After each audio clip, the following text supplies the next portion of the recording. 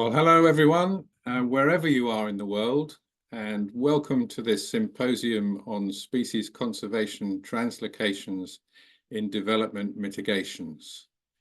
My name is Chris Mahon, and I work for members of the International Union for Conservation of Nature through the IUCN National Committee UK. The organisation of this event is a great collaboration between the IUCN National Committee's UK's Species Survival Working Group and IUCN member, the Chartered Institute of Ecology and Environmental Management. A really excellent example of IUCN's collaborative principles. The National Committee UK intends to have an UK expert working group for each of the 7 IUCN commissions in order to reflect the tools, the standards and the guidance achieved at a global level and apply them here in a UK context, as well as in the UK overseas territories and Crown dependencies. We're making good progress in our Commission's work on species, on protected areas, on education and communications, for example. And there's more to come on ecosystem restoration and on climate change. The translocation guidelines generated by the IUCN Species Survival Commission is another good example of a global tool being applied at national and local levels, which of course is why we're all here today. But before we begin, I'd just like to thank a few people responsible for this event.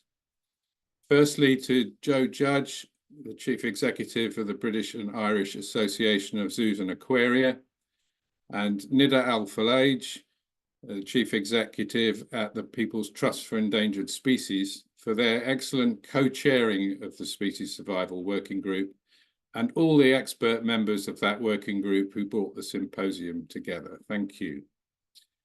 Thanks especially to Ghislaine Sayers and Louis Edgerton-Legum, our fabulous interns who've done a fantastic job of coordinating this event.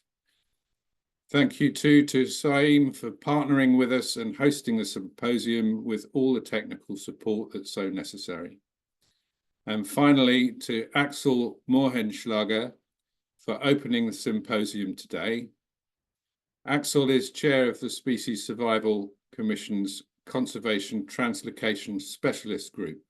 So no one better to begin the proceedings with in his pre-recorded message, as it's 4 AM where he is over the other side of the Atlantic. So thank you all for attending. We hope you have a great day and get a lot out of today. And over to you, Axel. Good morning, everyone. My name is Axel Mohenschlager. I'm the chair of the IUCN Conservation Translocation Specialist Group. And it's a real pleasure to be able to speak to you, for now just by video. I'll be joining you in person in a couple of hours, to talk about conservation translocations in the UK context. And I very much want to thank the organizing committee and indeed the UK National Committee of the IUCN for its leadership in terms of putting together this marvelous day and indeed for advancing these important issues. I hope you're as excited as I am about a whole day of speaking about basically how we make the planet better, the country better, the countries better, the whole region. How can we improve policy and practice for conservation translocations? I sometimes say that my favorite conservation translocation is one that never needs to be done because, in fact, the species are secure, the environments are protected, the ecosystems are functioning. That is what we want. In other cases as well, maybe other conservation tools are sufficient to help species recover again. Nevertheless, we know that conservation translocations have escalated 30-fold in 30 years, as suggested by the published literature alone. And indeed, that might be an underestimate. These trends will also continue. We know this. And there's tremendous interest, of course, from the public in terms of restoration, in terms of rewilding, and in terms of endangered species recovery. Within the Conservation Translocations Specialist Group, our vision is a world where courageous action helps to repair nature's past damage and secures against threats of the future. And our mission is to empower responsible conservation translocations to save species, strengthen ecosystems, and benefit humanity. If one thinks about doing conservation translocations, a fundamental question is, why? What are the real motivations behind it? And if they're not being considered, why not?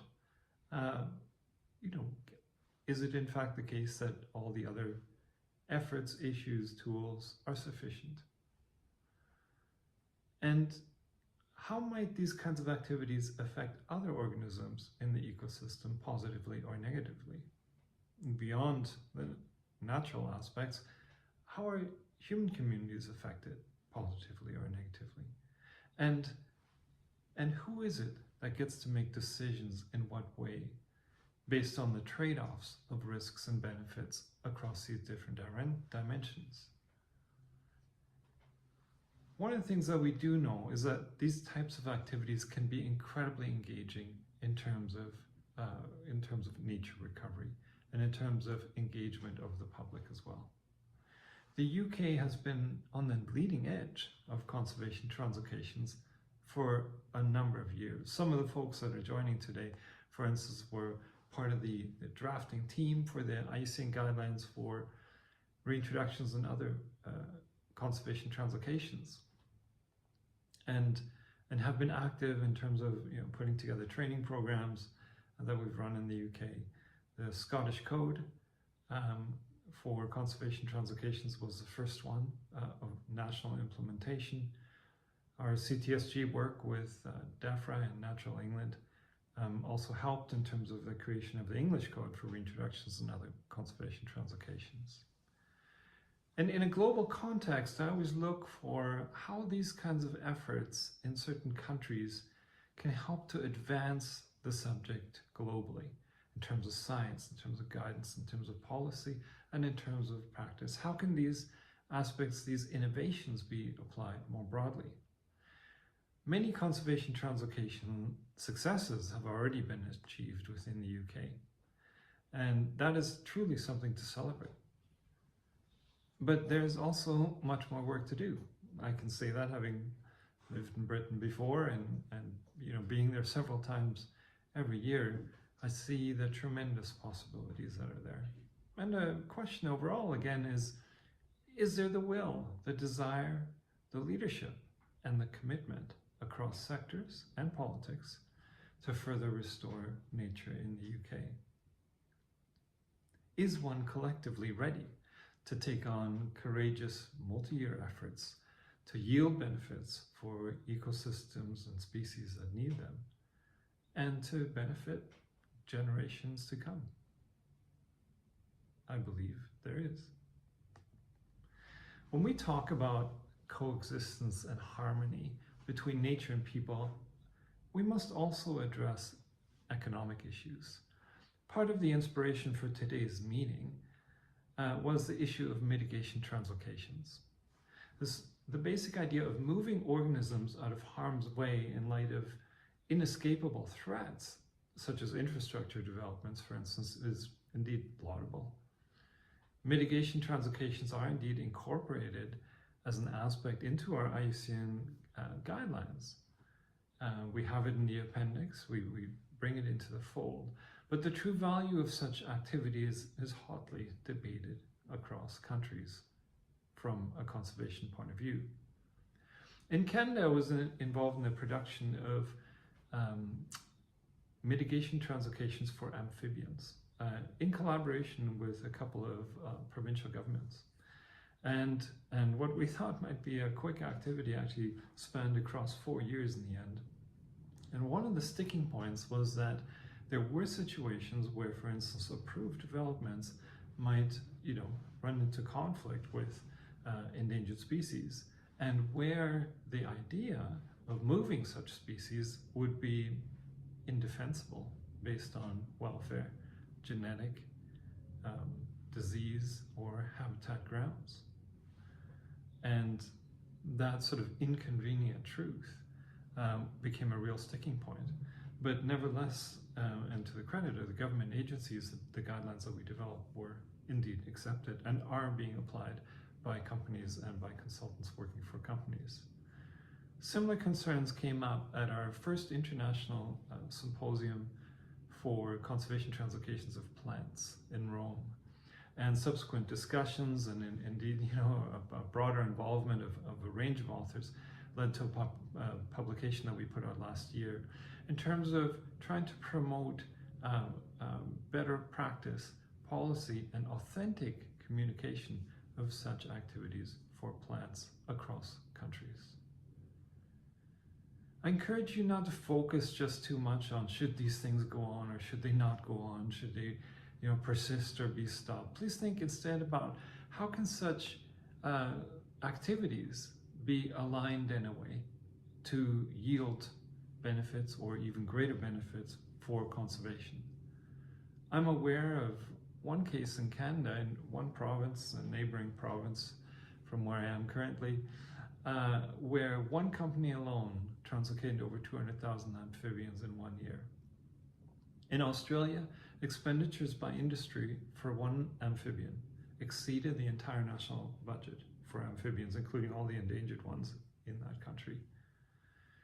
Is there a way to find better lessons, synergies, alignment among stakeholders to escalate benefits for species and for nature? I look forward to joining you in a couple of hours to learn more about the advice and the developments from all the speakers, and of course from all the related conversations which will ensue before then, but also I hope well into the afternoon. These are incredibly important topics. I'm so happy to take on some of these complex issues or to see all of you embracing it. Again, it is about the UK, it is about the species, it is about the ecosystems, the synergy with local communities and the broader public. But in many ways, you are pioneers, and the types of things that you develop, other countries look to. So continue to lead by example, continue to grapple and to work together on these difficult issues, because a proof of concept, the seed of a new idea, can take root in a way that can have tremendous benefits, not just within the UK, not just for a single species, but indeed to generate a whole new approach perhaps for these kinds of situations across the world.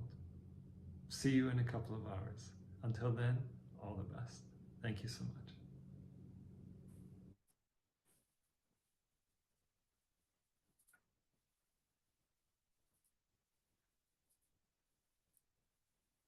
Okay, hopefully everybody can hear me and enjoyed that very thought-provoking and interesting video from Axel, who will be lucky enough to have joining us later on. So those of you who are present for the Q&A session, the panel in the afternoon, will get an opportunity to ask them questions. I'm going to move on quite quickly, just so that we stick to time. But can I just remind all the delegates that are attending, if you have any questions, please put those into the Q&A box that you can see at the bottom of your screen. And if you'd like to address that to a specific person, then make sure and name them in your question when you type that. And Lou and Gillian will be curating those questions. If we've got time after talks, we will address some of those questions at the end of the talks, and if not, there'll be a panel session at the end, which will be recorded. So if you can't attend that, then you'll still be able to access it. Okay, I'm going to move on quickly to our second speaker of the morning, which is Martin Gaywood. Martin has a very long, illustrious career in conservation translocations, which I'm going to summarise very quickly as an introduction. But he's currently the Species Project Manager at NatureScot and a Senior Researcher at the University of the Highlands and Islands. He's been involved in reintroductions of various species, including beavers, and he is Secretary at the National Species Reintroduction Forum. He's managed Scotland's Species Action Framework, and was heavily involved in the development of the Scottish Code for Conservation Translocations, as well as the Scotland's Beaver Strategy. He was the lead editor of Conservation Translocation, published by CUP, which I highly recommend, and is a member of the IUCN SSC Conservation Translocation Specialist Group, the National Species Survival Working Group, and also SIAM. In his spare time, of which I'm not sure he has any, he's recently been awarded a Churchill Fellowship in 2023, excuse me, to research conservation translocation in a changing climate. We look forward to seeing what comes out of that really interesting project.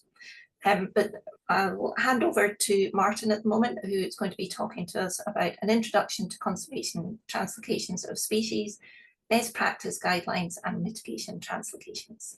Thank you, Martin.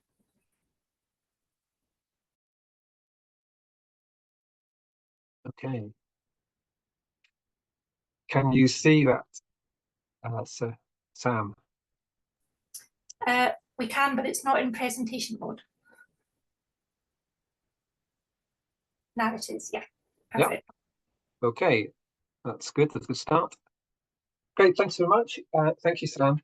So my job today is to give you a very brief introduction to conservation translocations and mitigation translocations in general. Sorry, Martin, it's flipped over to the other, so we can see your notes now rather than the display screen. How's that? Yeah, perfect. Okay.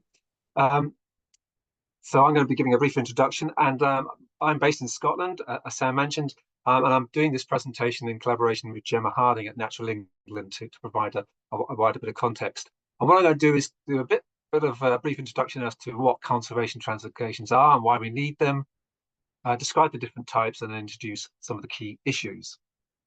So what are they and why? So translocation basically is really involving the movement of organisms, and there's all sorts of different motivations for doing that. For example, commercial, forestry and agriculture and so on, maybe management, biological control or whatever. But what we're interested today is learning about conservation translocations. Of course, it's worth bearing in mind often when you're translocating an animal or a plant, these different motivations may overlap. So you may be wanting to remove something that's creating conflict for management purposes and then releasing them somewhere where they might have a conservation benefit, for example. But it's conservation translocations we want to home in on, and they're defined in the IUCN guidelines as the deliberate movement and release of living organisms for conservation purposes. And there's two sort of broad reasons we do that. One of them is improving the conservation status of a particular focal species, but also, and more increasingly, where we're using those translocations to restore ecosystem functions or processes. But in both cases, very much the overall primary goal is a conservation benefit. So just to give you a couple of examples of those two main reasons, if you take something like the pine hoverfly, that's a species where its conservation status was extremely poor. Just a couple of sites left remaining by 2007, just a few hundred individual flies with really complex specific habitat requirements. A lot of research has been done, a captive breeding program established, and they've now been released over a series of phases into the Cairngorm. So that the focus there was on improving the conservation status of that species. Whereas if we move to something like beaver, well, that's a species where, well, by 1900, there was only 1,200 animals left, but now we have over 1.5 million across Europe. So restoring them to Britain, yes, it did have a benefit in conservation status terms for that species because we were restoring it to part of its range. But really, the big story really was because they are ecosystem engineers and they have this much wider impact at the ecosystem scale. So that's a really exciting and a core reason why Eurasian beaver reintroduction has been so important in Britain in recent years. And looking at the wider picture of the why we do these things, well, you'll all be well aware of the nature crisis we're currently in. The IPBES report back in 2019 really put things into context. Pretty sobering read. A million species threatened that we actually knew about. All sorts of other very sad statistics, but it did also finish with the key messages that transformative change could make a difference, and there are a range of tools that could be used to do that. Habitat restoration, species protection, dealing with invasive non-native species, and so on. But one of those tools is conservation translocation, and increasingly that's been recognised as a particular tool amongst a wider toolkit. So, for example, IUCN's Global Species Action Plan last year actually identified reinforcements and reintroductions as a way of helping to restore natural systems. So just to recap on that then, we use conservation translocations to benefit focal species. We can use them to restore ecosystem habitats, processes and functions, but also, and quite interestingly, they have this wider direct role for us. Translocation can help by restoring ecosystems to restore cultural ecosystem services and other ecosystem services that actually have these socioeconomic benefits for us in various sorts of ways, whether it's sort of physical processes, recreational, educational, well-being, and so on. But another really interesting part of translocation is they're really visible, concrete actions that really excite and engage people. And I think increasingly they're seen by many organizations as a way of showing, I suppose, in a way, providing people with hope in what might otherwise seem a very hopeless situation with nature crisis.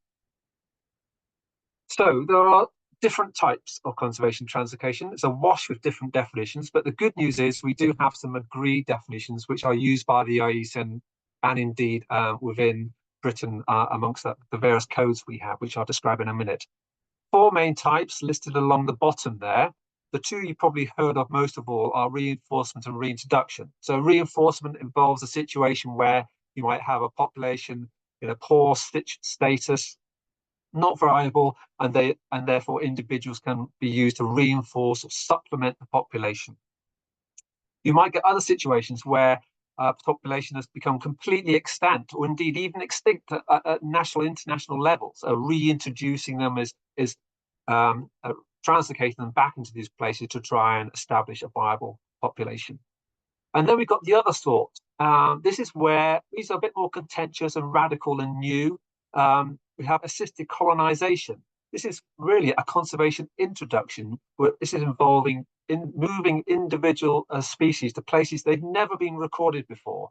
But it might be necessary, for example, as a result of climate change or disease threats or whatever. And then there's ecological replacement, where you may end up with a situation where species have become completely extinct, but you can replace those species with another species that might perform similar sorts of function and processes. For example, this has been done in Mauritius, where giant tortoise species have been completely extinct, and other giant tortoise species have been translocated to 1 or 2 islands where they are performing a very similar ecological role and having beneficial effects on the habitat there. Not many of these have happened so far. So in Scotland, which is what I know about most, we've done all sorts of conservation translocations over the years. There's a sample of them shown there. If you look at the top left, you've got things like beavers and white-tailed eagles. These are species lost completely throughout the whole of Britain, and they've been reintroduced, of course, in recent years. And then we've got bendace and redkite. So we lost them in Scotland, but they still survived in other parts of Britain. Again, they've been reintroduced into Scotland. And if you look at the top right, those sort of species there, many of them have been lost at more local or regional levels. Populations have become extant. And so reintroductions or indeed reinforcements have been done at those more local and regional levels. I've also got pine marten and osprey shown on that slide. That's because we've had pretty decent populations of those species here, but Scotland's provided a donor role. We've provided animals for projects in England, Wales, Spain, Ireland, for example. And at the very bottom of that page, you can see the crinkled snow lichen, which is our only real proper assisted colonization that we've been doing to date, testing that out, moving them from mountaintop to mountaintop. And then I've also got Highland coos, as you can see. Maybe I'm cheating a wee bit here. We don't have any ecological replacement examples, but we did used to have aurochs, of course, and I suppose in a way the use of traditional breeds of cattle, such as Highland coos, have been used to try and provide similar sort of ecological roles, and are commonly used in many nature restoration projects these days. So I'm cheating a wee bit, but we've used a domestic livestock, I suppose, to try and replace the roles that aurochs might have done. In England as well, many projects have been taking place since the 1970s. Over 141 projects have been carried out, many of them funded through the Species Recovery Programme, and many of them, of course, still ongoing and being monitored, and the success being assessed as we speak, indeed. And here we have examples of red kite, hen harriers, walk-biter crickets, and dormice, for example. And many others as well. And these screen grabs here really demonstrate, they're all from the BBC website, and of course there are many more as well. And that just goes back to my point before about the fact that media and the public, and indeed the politicians, find these very engaging, exciting projects. And you will often see a lot of news about them, and taking up a lot of stories and so on. So it's a way of engaging people. And for example, in Scotland yesterday, we had our first wild living wildcat kittens shown on the television, which has been a very exciting thing here. In Wales as well, I should just add, by the way, that projects have been going on in Wales as well. For example, sand lizards, nestjack toads, for example, and also freshwater pearl mussel, which is ongoing work happening at the moment. This slide is going off in a wee bit of a tangent. I'm just going to very briefly I've put it here because I just wanted to demonstrate really that there's a lot of new approaches and exciting creative ideas going on in the whole field of conservation translocation at the moment. I mentioned before about its role in ecosystem restoration, using keystone species, for example, but also increasing the use of multiple species translocations in places like the Ibero wetlands in Argentina or in Australia, for example. Assisted colonizations, well, they're now beginning to be on the increase, sometimes in response to disease. For example, the Tasmanian devils have been moved to an island that they've never been recorded in before, because there's the devil facial tumor disease spreading across the mainland Tasmania. And so they've created insurance populations on this island to try and build up a safe population there. And things like the western swamp turtle that you can see there, that's being moved to places they've never been recorded before because of the impacts of climate change and the need to find places where they may be able to survive into the future. Ecological replacements, as I mentioned before, there's a few of those are starting. Giant tortoises and Mauritius, the same has been happening in the Galapagos Islands as well. And I've also mentioned here the future role of synthetic biology. There's a lot of technological developments going on in the whole field of biology, which is really having knock-on implications for conservation as well. So there's things happening at the moment involving the use of genetically modified species and the potentially releasing them into the environment, like American chestnuts, the use of cloning tools, even people thinking about the whole idea of de-extinction as well. So, okay, this is sounding a bit of moving to the realms of science fiction here, but these projects are actually being developed right now. And so, I expect over the next 10 years or so, we're going to start seeing more of these sort of projects coming to the fore within the UK. And there's also the idea of, well, I've been talking about conservation translocation, its main motivation. I think increasingly we're seeing some translocations where maybe the direct conservation benefits might not be purely based around the species, but there might be more indirect benefits through public engagement. It's the social side of it, which actually is becoming the main motivation. Moving on to mitigation translocations. So these are recognized in the IUCN guidelines, and they're actually defined as involving the removal of organisms from habitat due to be lost through anthropogenic land use change and release at an alternative site. So typically, these are revolved around permitted developments of one sort or another, agriculture situations, forestry operations, and so on, and usually involves some sort of permission, licensing around the development, and there might be conditions applied that require some form of mitigation to be used. And mitigation translocation is one such method that might be required. In Scotland, we don't actually have many of these, to be honest. I've looked at the records. We only have a handful. Break-crested newt probably being the most common example. We have watervole examples as well. I can see beavers maybe in the future, maybe the odd lichen and moss. Similarly in Wales, not very many, perhaps great-crested newt again. In England, more so. We're getting great-crested newt as being obviously quite a common example used in mitigation translocations. But nevertheless, it's a thing we need to be aware of. So they fall within this conservation translocation umbrella, but they are contentious within the conservation community, as I expect many of you know. So some people see a contrast between, I suppose, the translocations I was talking about before, which very much originate from a proactive conservation motivated reason. as opposed to mitigation translocations, where the motivation and the origin of it is more related to development, etc. And I think there's been more scrutiny of these mitigation translocations over the last few years. There's a few publications I've listed there. And I think, generally speaking, looking at them, the general issues and concerns that seem to come up often relate to especially how the post-release monitoring in particular is done, and also, importantly, reported and shared.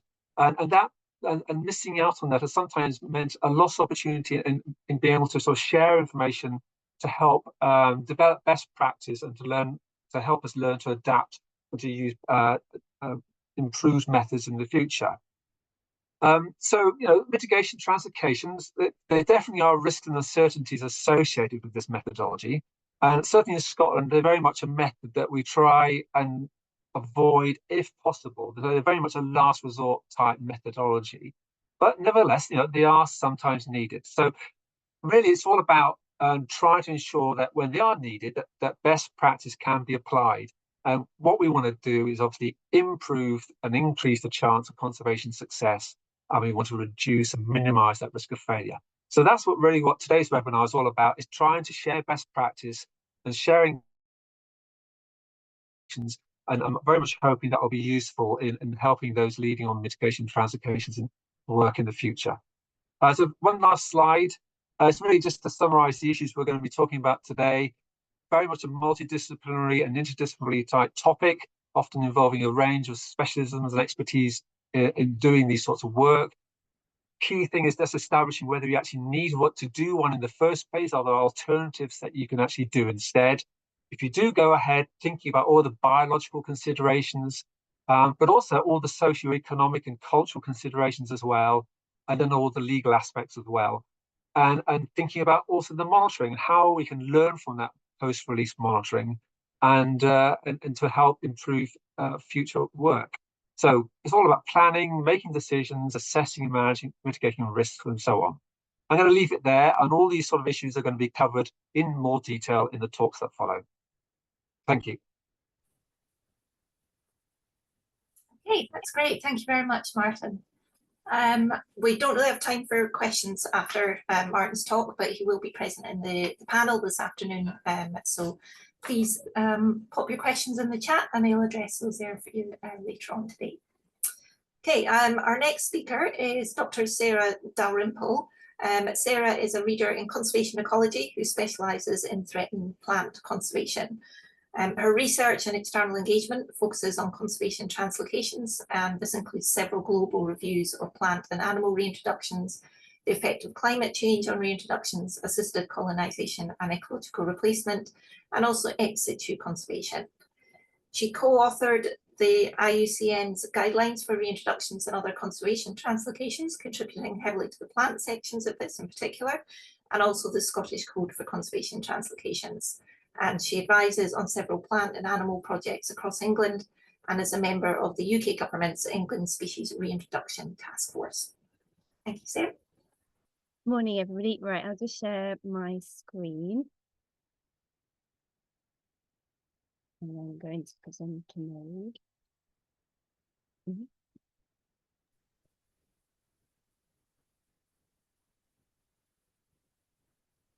Sorry, everyone. It seems to have locked a little bit.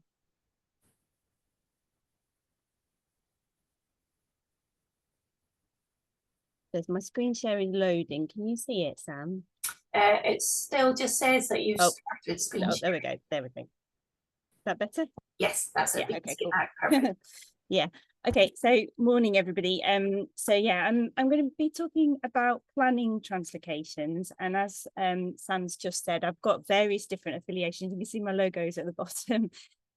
Most recently, I'm on the England Species Reintroductions Task Force, and I'm going to be giving you some information of our developing resources and what we plan for the future. And what I want to do, because planning translocations is such an enormous topic, and I've only got about 15 minutes, I'm going to really flag some of the things that, I don't need to go through all the IUCN guidelines and all that sort of stuff for you. You can dig those things out yourself. So what I've done is really try to flag some of the things that maybe aren't in the international guidelines so much, or are sort of emerging things from the research world that might be of use, and also try and bring together the conservation translocations with the mitigation. So as Martin was just saying, I've worked with Martin extensively over the years as well. You know, the mitigation translocations have generally sort of been treated as a separate issue, and some of the things I'll tackle in this sort of short webinar, I'll try and deal with that. So the first thing I wanted to flag is the paper that Axel mentioned earlier, which is specifically on plant mitigation translocations, but actually the plant focus is because a lot of us who are co-authors we were together for the meeting on plant translocations, and we came together to put this paper together. Really excellent paper. I know I should say that because I'm co-author, but actually it was really sort of the leadership was from Chantal Doyle, who's based in Australia, particularly, and she really drove this effort to put the paper together to think about global standards and think about how mitigation translocation specifically can be brought into line with the conservation translocation world. So I really encourage you to look up that link. It's open access, so you don't have to have like university library membership or anything like that to get it. And it's a really good paper, even if you're not just thinking about plants in terms of mitigation translocations. I think there's a lot in there that is useful, whatever you're considering translocating. So I'll pull up quite a bit. You know, I'm leaning quite heavily on this paper because it's so relevant to today's meeting. So the first thing that I wanted to flag from the paper is that we use 3 case studies, and they actually lend themselves very nicely to my topic, which is planning translocation specifically, because they highlight quite nicely how planning really makes or breaks a translocation project, and particularly mitigation translocations. And in our paper, we raise quite a few different key issues about mitigations, specifically, because they tend to be, not always, but tend to be, you know, more responsive. Somebody's planning development, and all of a sudden there's like a rush to move a threatened species out of the way of the development. So there might be a much shorter lead in, and that means that I think the planning process can get overlooked. It can get sort of, I don't want to say shortcuts taken, but, you know, people are under time pressures and they have to respond to those time events, because ultimately there might be a bulldozer coming through, or the ground's going to get dug up, or, you know, whatever. So these 3 case studies are good because the top one, which I'll go back to a little bit later in the talk, is on a wild narcissus in Portugal. And they used various different sort of research techniques like species distribution models and field studies. And they identified some suitable sites for this wild narcissus, which they've had very good success with. The middle case study is actually sort of a really big scale, almost like where plant translocations overlap with habitat restoration and creation. And it was a mangrove translocation. The survival rate was less good, but actually in terms of replanting them, you know, they had some success in terms of about a third of them survived. And then in the final one, it's just one single plant, but it was very responsive, and it was to move out of the way of a development project. They didn't actually know where this this orchid was, because it's senesced down to the rhizomes and the under below ground tissues. So they had to dig up quite an area to move to try and sort of rescue this single plant. And then there was not very good sort of monitoring afterwards, and so the survival, you know, it was all sort of very last minute, I suppose, and didn't work so well. So if nothing else, I'm hoping to convince you that the planning process needs to be given a lot of attention, even for mitigation translocations, where maybe you're under sort of tighter time pressures than for conservation translocations more generally. Okay, so I was given a few learning outcomes to cover in this talk. So the first one was to think about aims and motivations and how the conservation status of species might be improved. So out of the paper, we came up with this sort of little diagram, which tries to highlight some of the differences between mitigation and conservation translocations. And I think it's useful in this context because when we think about aims and motivations, it really sort of highlights actually right at the starting point, mitigation translocations are different to conservation translocations. So the objectives are often about salvage or rescue of individuals, whereas for conservation translocations, we are more likely nowadays, at least, to be thinking about population restoration or population movement. So it's quite a population focused approach. There's going to be more constraints in terms of time and where that available habitat and things like that are, which I've already alluded to for mitigation translocations. But then for the motivation and how that affects the aims and what happens with the translocation, of course, it's development driven for mitigations. So it's to avoid the loss of, in our case, a group of threatened individuals of a threatened species. So that in itself will drive the motivation, but it doesn't mean that we can't adopt some of the planning approaches for conservation translocations. And there is a huge amount of evidence out there for conservation translocations that we can adopt and bring into more of the mitigation approaches. So I've come up with this little sort of diagram to try and highlight one of the key messages, because that second part of the learning outcome that I was given to talk about was about how do we improve conservation status? And that is an underpinning principle of conservation translocations. But with mitigation, I'm not sure in lots of cases that we can really say that conservation status can be improved, because we're doing it in response to an anticipated threat. So what we've got to try and do is maintain the status of that species within the region, if that's appropriate. But also we've got to try and make sure we've got no net loss. And that is where a lot of mitigation translocations come unstuck. So this idea of no net loss is that, if there's going to be a development, there shouldn't be any sort of reduction in the functionality of the species and its status and all those sorts of things. And sometimes that might mean moving those individuals into an existing population. So in this scheme that I've got in front of us, the plants in the red circle are the ones that are threatened with a development. We could move those into an existing population. There are risks there though, and some of the risks will be covered in future talks. And there might be a risk of disease, of exceeding carrying capacity, of introducing outbreeding depression of, if the populations aren't that closely related, all sorts of different issues about a sort of reinforcement type of approach, not reinforcement, but that idea of moving individuals into an existing population. Or we identify an entirely new area where we put the species. And there are also risks there, because there might be risks not so much with the intra-specific, so between the individuals of the same species, but between the community that's receiving those individuals. So arguably, it's very difficult to achieve no net loss for the focal species that we're talking about. Plus, there might be losses to the recipient ecosystems. So I'm not sure whether you can really address that with a development-induced translocation. But we should be seeking to make sure that the status on paper, even if some individuals are lost, then population status is maintained. We're not just moving things into a new habitat and then disrupting existing ecological interactions. And we're not moving things like pathogens around. So the conservation status about being improved, very difficult, because it's difficult enough just to avoid no net loss.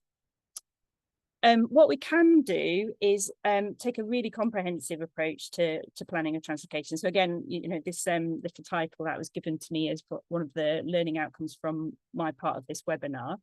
And I've put the little the cover of the Conservation Translocations book that Martin and various other people edited who are on the webinar today. And I co-authored 2 of the chapters, one of which is chapter 2, which is planning translocation. So that might be really useful if you can get hold of that book. But what I've also done is I've copied a checklist of standards, which is out of the paper, Chantal Doyle et al.'s paper that I'm on, and flagged a few things which we think are particularly key for planning. This proposal checklist, I've got to split it over 2 slides actually, so you'll see the second bit. on the next in a couple of slides. But we came up with this checklist, and you can see that there's a standard of translocations. So number 1 with the crosses in there, that we thought was our absolute minimum standards for mitigation translocations. But if you wanted to do like, gold standard translocations that were just about in line with other gold standard conservation translocations, then you would be seeking to check all the things off the column 3. And then what I've done for the purposes of the talk today is in the red boxes highlighted a few different things. So I think for planning, you should be looking at measurable project goals at different time points so that you have those milestones that you can really sort of monitor things. And this is where a lot of mitigation translocations fall down, because to be honest, same in conservation translocations, the monitoring period often isn't funded or isn't funded even nearly long enough. So there has to be some sort of longevity written into working with, whoever's funding that mitigation translocation, who's paying for it. They have to be in it for the long term as well. They can't just bung you some money and you move things and then they go, yeah, we did it, job done. There's some responsibility there for long-term objectives to be met with all the stakeholders involved. Then we have to have thresholds for remedial intervention if those, different milestones aren't being met. The third one down is that if we have thresholds at those different milestones, then we have to put those specified interventions in place with some funding. So that's really important that, again, you don't just run out of money because things didn't quite go to plan. So all those different scenarios have to be planned for. And then finally, and this is one of my topics of my whole career, is that I really encourage people to share their data and report in repository and make sure that their projects are transparent. So this is, again, it's not just for mitigation translocations, for all conservation translocations. We need to become much more transparent in how we report our data. And partly that's for, people like me and my postgrad researchers who use the data to learn about reintroductions and things. But it's also about transparency and working with different community groups and stakeholders and that sort of thing. Because if your data and your approach is out there in the world, makes for much more transparent working and a greater build-up of trust. So I've got to do a quick plug. I'm on the advisory board for Applied Ecology Resources. And this is an online platform which might be relevant to lots of lines of your work as consultants and practitioners. AER is from the British Ecological Society, and it's this online platform where people can publish grey literature. We also have a practice-focused journal, which might be really useful to you. And one of the things that I'm trying to plug is if people can upload their learnings, their experiences, their reports, sometimes just data up to AER, then that is a permanent place to store it. It's a repository for applied ecology, and we'd be able to find it. And I came up with some of the aspects around translocations in the way that we sort of organise AER. So when you go in as a user, you don't have to have a subscription. You can just search for translocations or whatever. But also, if you wanted to upload things as a consultancy, it's a really good place to put that and have that for your clients and also community groups and that sort of thing. So really do go and have a look at AER. It's a really valuable and very really sort of growing resource. So onto the second bit of that table, and this is the ecological considerations, which I think SAI members, most of you are ecologists and you'll be sort of more familiar with these sorts of things probably. But thinking about, this is quite plant focused, but if you can imagine for other taxonomic groups as well, things like, thinking about what age or what sort of life stage you're going to be moving things, the site suitability I'll talk about in a minute. Do you do it as multiple translocations or do you do it as one block, and all these different aspects of the ecological stuff. Again, we've got those different standards. So I'm going to talk a little bit about SDMs, but there's also population viability analysis, and they're sort of more research-based approaches. And if you can't do those yourself within house, then you might want to talk to your local university with an ecology department or group, such as Liverpool John Moores University, where I'm based. And you might want to talk to them about maybe could they use some of their research approaches to help you with the planning, because they really are very powerful. And often with these computer-based approaches, they can sort of speed things up a little bit. They can give you lots of scenarios. They can't predict necessarily where things are going to be or behave in the future, but they can give you lots of scenarios within which you can do the planning for those milestones and thresholds and things. So that's the checklist. So go to the paper if you'd like the checklist in detail. I won't talk about it anymore, but it's all there if you need it. So now on to the importance of habitat selection for translocation success. I'm sure nobody needs convincing that this is an important thing to do. And generally what we do is we sort of say, well, you know, where are the reference populations? Where are the species existing at the moment? What sort of vegetation do they survive in at the moment? What is the population density? And we try and find recipient sites for a translocation that matches the abiotic and biotic conditions as closely as possible to those, you know, the wild populations. There are sometimes some problems with that. Sometimes our wild populations are not in optimal habitat. So we know that from lots of examples in the conservation translocation world.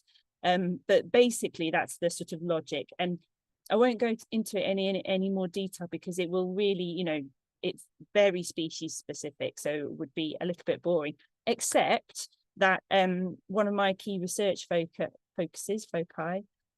is to use modelling methods known as species distribution modelling.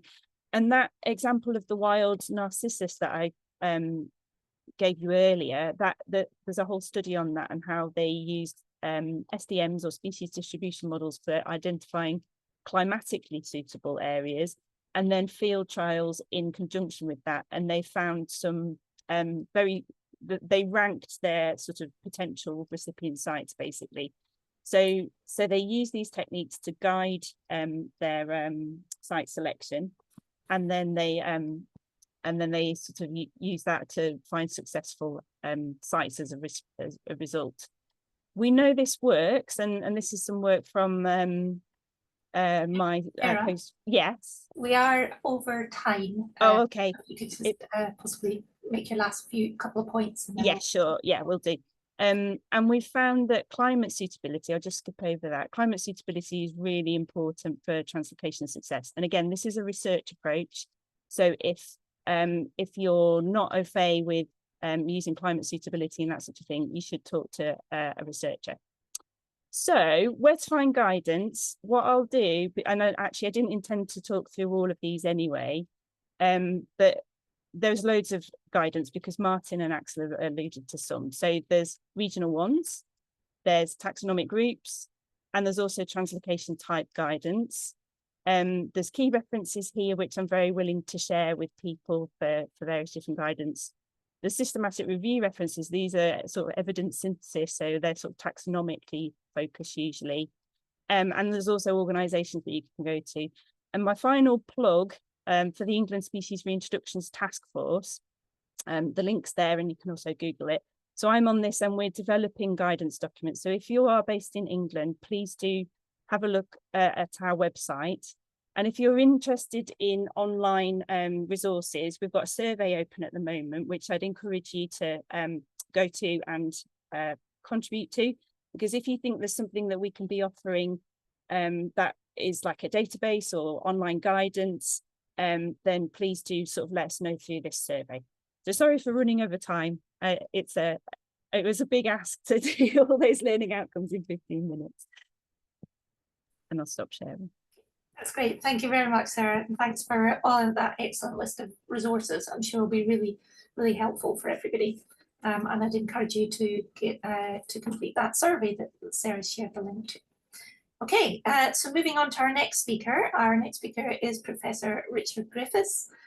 Richard is an Emeritus Professor of Biological Conservation at DICE, which is the Durrell Institute of Conservation and Ecology at the University of Kent.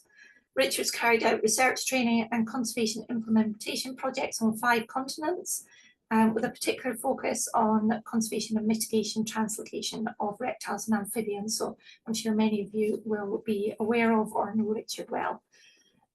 He serves on the board of several conservation NGOs engaged in translocations, and in 2024 he takes up the position of Secretary General of the World Congress of Herpetology, and he's going to be focusing in this symposium about monitoring translocations. Thanks, Richard. Thank you very much. First of all, can you see my full screen? Yes, we can. Yeah. That's great. Excellent. Good start. Just first of all, a bit about the scope of this talk, monitoring translocations. I'm going to be explicitly focusing on monitoring populations within translocations rather than monitoring projects, which I think even if we had a 3-day workshop on monitoring and evaluation of projects, it would probably still wouldn't really know where we are at the end of it. So that's another thing. So it's going to be quite focused on populations, and also as Sam said, my expertise lies mainly with amphibians and reptiles, but I will be touching on some other more general points. Just to sort of start things off about a few basics. Whoop. So we're all on the same page. A few definitions about census survey and monitoring. A census, I think we can generally say, is a simple quantitative assessment of a population. It involves a count. A survey can be a quantitative or a qualitative assessment of one or more populations. So it might be you're not actually counting anything, you're just going to see if a species is there or not. And it might involve more than one population. And then monitoring has this element of repeatability. It's the collection and analysis of repeated censuses or surveys. Some people add another criteria into monitoring, and it needs to be compared to a baseline, so you can actually monitor change. So that is often implicit, if not explicit, within monitoring. First thing to think about is different scales of monitoring, and we can go from global scale monitoring. So we can look at things like global status assessments, such as the Red List, which is, you know, a massive database to assess threat status of a whole range of species. And then we can come down to national levels, which embrace national recording schemes and national atlases. And we can come down a further level to regional schemes, which operate on a state, county or municipal basis and often produce regional atlases, to a more local scheme where we're just really looking at an individual pond, woodland or a piece of grassland. So obviously there's an element of increased complexity as we go up this scale. As I'm sitting here and looking out in the window into my garden, I can do a very quick survey of the chaffinches and tell you that in a few seconds that they are definitely present in my garden. So these local based surveys can often be done rather quickly. We also need to think about then the level of survey that we want to undertake. And at the lowest, simplest level, it's presence absence. And again, it usually involves a survey of a number of sites, which may be usually local sites, and just recording whether the species is there or not, and then really moving on to the next site as soon as you've located that species that you're actually targeting. We can then move up to what we call simple population indices, which are simple counts. So if we're visiting a site, rather than just seeing if the species is there or not, we can attempt some sort of unstandardized simple count of what's there. And going up another level, we can try and convert that simple count into some measure of relative abundance. So it could be relative density, which might involve some sort of rank ordering of the counts, or more likely it'll be some sort of absolute density where we're trying to estimate the number of organisms per unit area or per search effort that we actually carry out. So that's a little bit more informative. Probably the most informative measure that we can carry out within a survey is absolute abundance, which ideally involves counting all the individuals, but as that's really practical, if we are doing a complete census, if we do want to get an absolute abundance, we usually do some sort of incomplete census and use a statistical model or some extrapolation algorithm to work out or to estimate the number of individuals there. So there's an increasing amount of information as we go from top to bottom here. And I should say, for conservation purposes, we don't, although absolute abundance is useful, it's not always needed. We can often make reliable conservation decisions on other measures, but I will highlight in just a minute one or two examples where it can be pretty important. If we try and reconcile these two things, which is the complexity of the level of surveying going from presence absence up to absolute abundance, and the complexity from local international abundance, you can sort of formulate these into these grids, which simply go from 1 to 10 in order of difficulty. And then I've scored these in green, amber and red in terms of difficulty. So it would be very nice if we could have the absolute abundance of all the species on the planet. Since there's probably about 15 million or more species, of which we only know about 1.9 million have been described, that's probably a task that will never be achieved. But as we come down to from top right to bottom left on this grid, we can see that things should get a little bit easier. And if we look explicitly at mitigation translocations, where they form on here, we should actually see that they form in this bottom left corner. Most monitoring of mitigation translocations tend to look at individual sites, sometimes go up to regional level, and they usually comprise presence-absence surveys, sometimes population indices, but probably rarely population densities, and really even more rarely absolute abundance. Okay, one issue I think we need to think about that is really not embraced within monitoring of mitigation translocations, this concept of detectability. What do we mean by detectability? Well, put simply, detectability is the probability of detecting an individual, or it can be a population, as we'll see in a minute, if it is actually present. This means that when we go and do a survey and we visit a pond, a grassland or a woodland and we search for that species, if we don't find it, it might be that it's there and we've missed it, or it might be that it's genuinely not there. So we can express this as a simple expression, C equals N times P, where the number of individuals that we count is equal to the number of individuals that are actually there multiplied by the detectability. Or rearranging that, the number of individuals present is equal to the number of individuals counted divided by the detectability. So a very simple fag packet example is if we go to a woodland where there are 20 robins nesting and we count 10 of them, that means the detectability is 0.5 because we're only seeing half of the robins that are actually there. In terms of populations, the principles apply in the same way. It's the probability of detecting a population if it is actually present, except this time we're looking at a regional scale or perhaps a national scale, and that the number of populations counted is equal to the number of populations present times the detectability. Rearranging that again, the number of populations present is equal to the number of populations that we actually see divided by the detectability. So when we do a presence-absence survey, it basically means that we're likely to miss some because of error within our survey methodologies. Why I'm reiterating this is because I think within mitigation translocations, the whole idea of detectability is very, very rarely accounted for at all. And that is despite some probably 30 years of methods that can allow you to get a handle on this all-important measure of detectability. Here are some of the sampling methods that you can use, and they will give you an estimate of density, estimated number of populations occupied or a population size, while accounting for variation in detectability. Now, I'm not saying these are silver bullet methods, because sometimes they can be problematical to apply mitigation translocation scenarios because they're quite data hungry. But I do think they need a lot more attention that they've been getting up to now.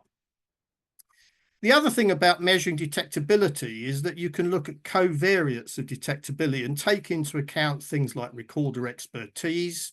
You may or may not be able to see the bird hiding in that tree there.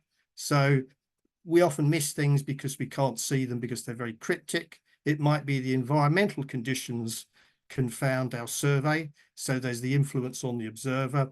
And then there's environmental conditions such as the weather. This is just a bit of data we put together on one of our slow worm survey sites that shows the detection probability of individuals declines from about 0.15 at 11.6 degrees Celsius. That means that if you go out, your chances of finding an individual are about 15%, right down to nearly zero when the weather actually gets too hot at about 26.5 degrees C.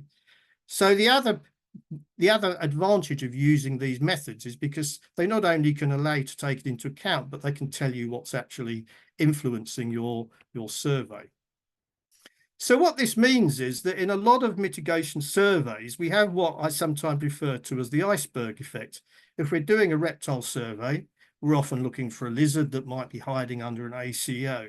But what we often don't take into account is the fact that that's just a lizard that happens to be there at that particular time. It might be thermoregulating. And there's probably a sort of cyclic population that's coming up and using those and disappearing. So simple counts of things like lizards under ACOs may be highly unreliable measures of the actual number of lizards that are actually there. Okay, how does this relate to the evolution of the science and the guidance? We've already heard quite a bit about the guidance in the two previous talks by Sarah and Martin. In addition to Martin's excellent book on conservation translocations, there's this book on reintroduction biology. And I think the key thing here is we probably had 30 years of really good science, really relating to how we can improve translocations and how we can improve reintroductions. And this has led into the guidelines we've already heard about, the original ones from the 1980s, updated in 1998. And then 2013, and then the recent government guidelines. It's probably only comparatively recently, as we've already heard, that these reintroduction guidelines have started to embrace mitigation guidelines. And the IUCN guidelines really make the point that we should be starting to move to try and use some of the IUCN guidelines in mitigation projects. Again, this is just really to consolidate some of the points made before. But I think we can say that on a global scale, conservation translocations are driven by, first of all, conservation need. There's a need for putting a species back wherever it goes. It's driven by the demand for animals at that place. And the goal is usually a viable population at the receptor site. And underpinning this is 30 years of science to inform the process. However, the budgets we have for these are often done on a shoestring by NGOs on small grants and lots of people putting in a lot of time on a voluntary basis. If we look at mitigation translocations, well, in some ways, historically, these seem to have been operating in a parallel world because, first of all, they're not driven by conservation need. They're driven by legal and planning obligations. I talk to a lot of consultants a lot of the time, and when I do say, why don't you do much better population monitoring using these methods, they say, because I'm not required to. The law and the policy and the guidance says it's not explicit within there, so I'm not going to do it unless it's actually required of me. They're driven by a supply of animals. In other words, there's some animals that are in effectively the wrong place and that need to be moved rather than a demand for animals that are going into a receptor site. The goal is ultimately really revolves around the removal of animals from that particular site. So there's a fundamental difference here. I often think that really a conservation translocation really starts at the point of release, because that's really what you're interested in, is to see if it's going to form this viable population. In some ways, the release of animals at a receptor site for mitigation translocation is almost the end of it, because that's the main legal point that's being achieved. Often there is monitoring built into it, but there is often much less emphasis on that than there is going forward. It's often based on anecdote and rules of thumb, and there's enormous budgets thrown at these by developers to carry out the work. Now, how do we know that these are the issues that are arising? Well, just going to highlight 3 studies. First of all, one that was put together by Jen Germano that we're involved with. This came about at a conference at about 12 years ago, where we all got talking to people from the USA, Canada, New Zealand and Australia, and found that these issues over conservation, mitigation, translocations were common to a whole range of countries. And Jen Germano valiantly decided to pull things together and basically showed there's a whole load of issues here relating to poor monitoring, large budgets and low effectiveness. Round about the same time, we started having a look at this in terms of amphibian and reptile monitoring in Britain, and with colleagues from Amphibian and Reptile Conservation, we wrote this paper for Journal of Applied Ecology, where we showed that a lot of the monitoring protocols are really still based on sort of back of fag packet scoring systems that were developed about 30 years ago. And then a more recent paper that was led by Sarah Hunter and colleagues from Cambridge, which reviewed 50 planning applications and looked at their methodologies. And they found that just over half of these cited guidance, but a lot of the guidance that was cited was about 10 to 20 years out of date. And there was a lot of circularity in the referencing, in that a lot of the guidance documents were citing other guidance documents which were also out of date. And this leads to what we call evidence complacency, propagation of out of date and unreliable evidence within this. And a lot of the things that were cited within the guidance were actually not evidence-based. There was little in the scientific literature to back them up. Just to finish up with two very quick case studies. Here's a very nice shot of Canterbury. If you look closely, you can see the cathedral poking its head above the houses in the background. This is something called Bus Company Island, which I like to think is possibly one of the longest running reptile translocations in the world, because in 1995, a PhD student called Betty Plattenberg released 103 slow worms onto this newly restored habitat. These slow worms came from a development site about a mile away, and over the course of daily surveys between July and October, 103 slow worms were removed from this site. And if you look at this graph, you can see that in October, towards the end of the survey, we were catching just as many slow worms and removing them as we were at the beginning. There was no evidence that this population with 75 surveys was being depleted at all. But that survey had to end because the development was going to go ahead. So I hate to think about how many slow worms are actually left behind. The second one is a little bit more up to date. It's based on Darren Nash's work for PhD, where we went to 6 consultants and we said, we'd like to monitor your mitigation translocations. And so we, after a process of trawling through different contacts, we got 6 translocations, and the consultants carried these out, combining of a range of survey methods. And the one thing we said is we'd like you to identify the individuals that are translocated through photographs. Otherwise, carry it out as you would do normally. So these went ahead, variable types of projects, variable length, but we followed up. And my rather naive idea at the time was, Darren, we can do some really good capture mark recapture analysis on these because we've got the individual based data. That was very naive, because if you look at 3 of the sites, not only did we not get any recaptures, we didn't actually get any reptiles at all. So despite large numbers of animals being translocated at these receptor sites, we didn't find anything.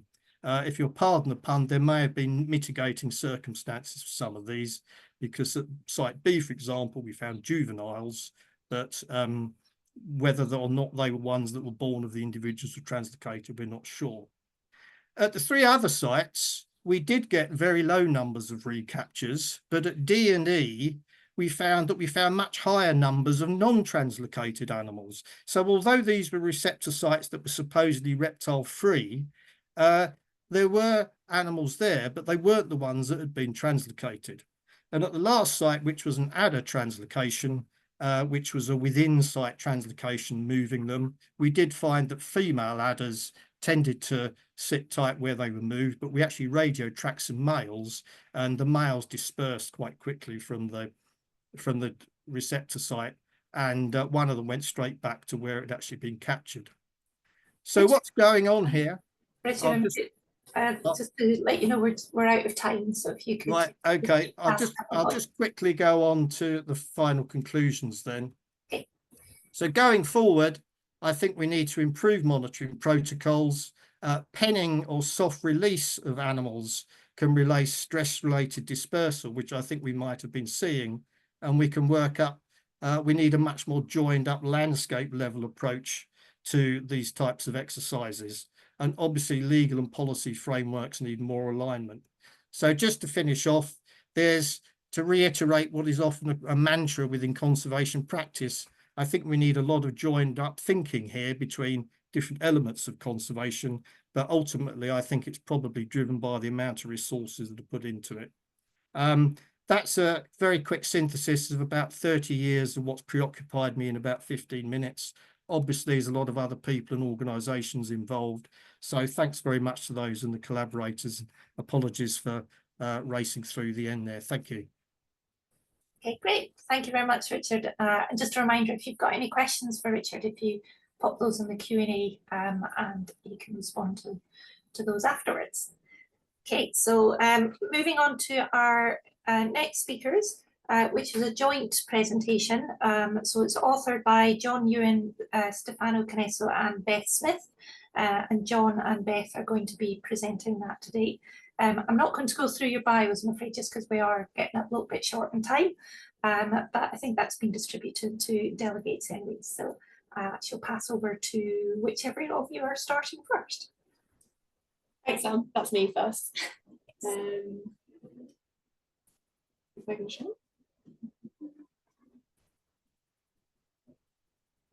Okay. Is that sharing? Yeah. All good? Thanks, Beth.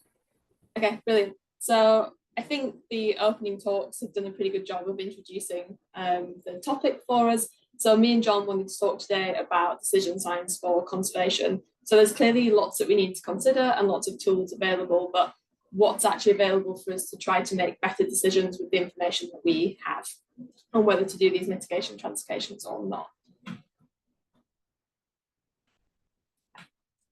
So first things first, we all make hundreds of decisions every single day. Some of them are really quite simple and some of them are a lot more difficult.